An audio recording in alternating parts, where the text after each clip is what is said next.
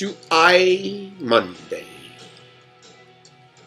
Many years ago, I called for the unification of all churches on earth into one church of ours, with a council of 99 to 999 people representing all of the churches for all of us. And I proposed moving the Sabbath and Sunday and celebrating worldwide from here to eternity.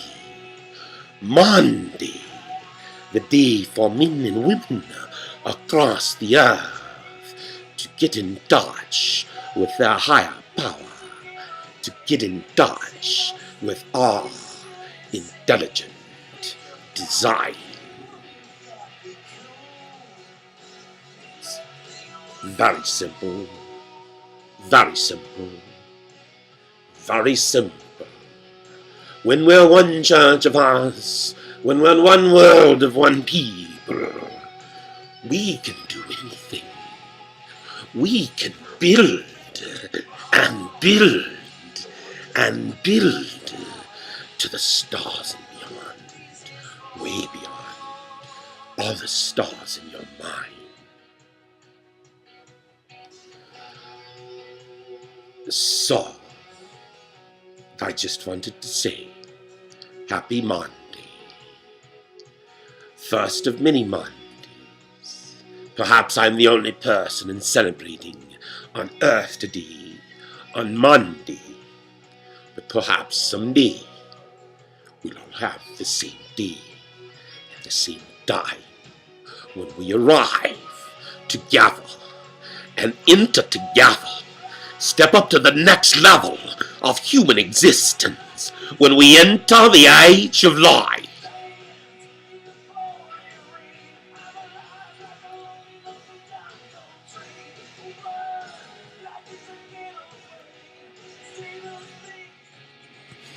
So, how could one possibly claim a right to merge all churches on earth into one church of ours?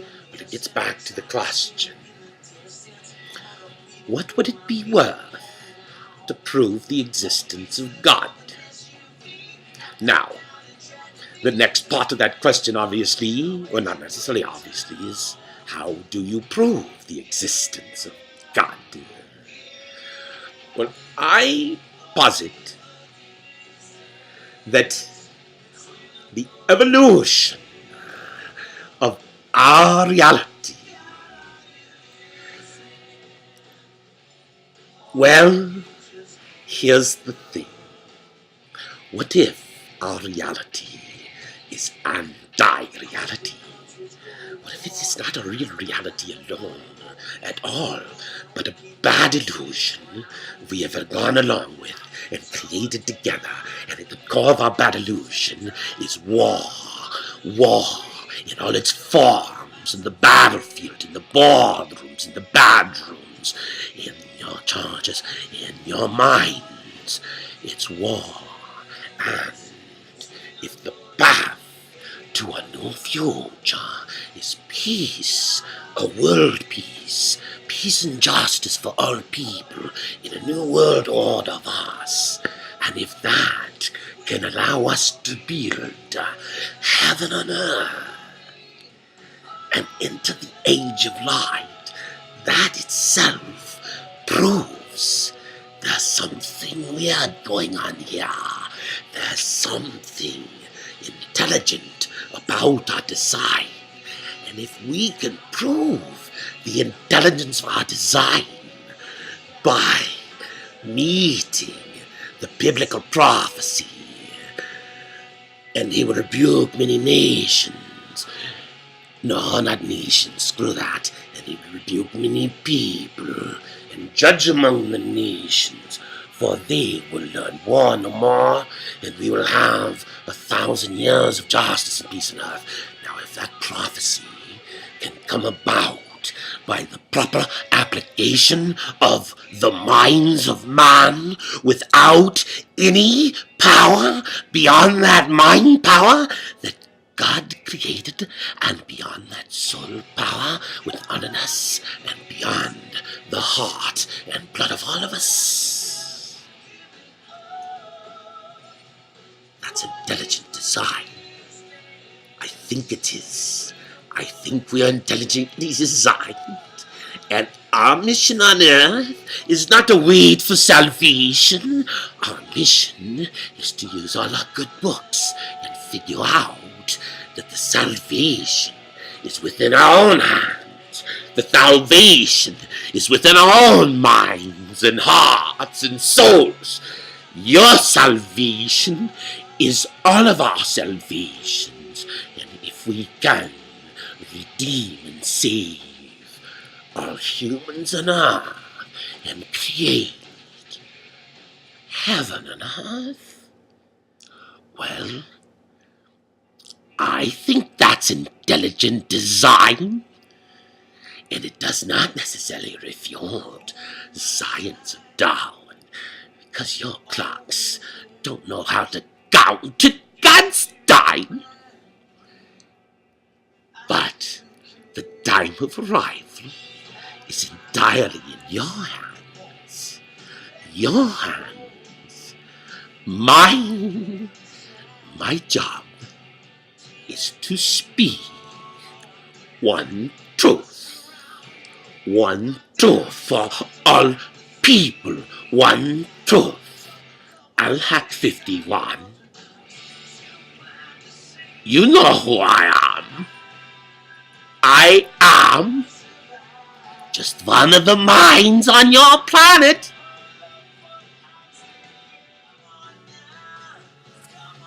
So what does our intelligent design tell us?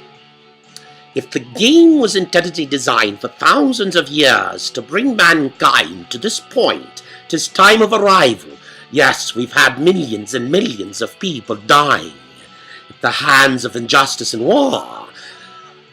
But in the space-time continuum of 1,000 and 100,000 years of justice and peace on earth, when we have the power of mind to create our own heaven on earth, that's the name of the game. Anyway, I don't know if that's the name of the game, but that's the game. Now, what else does that tell us? Well, what's interesting, if we can save ourselves without any intervention from another higher power, if we can save ourselves with our minds, then maybe we've proven there is no God. But the only way we could prove that there was no God if there was an intelligent design is if we designed it ourselves. And I don't know that we could prove that, but there's some interesting things that we might be able to prove, and I haven't tried to go all the way with them. But how many of you have heard of the Quran code?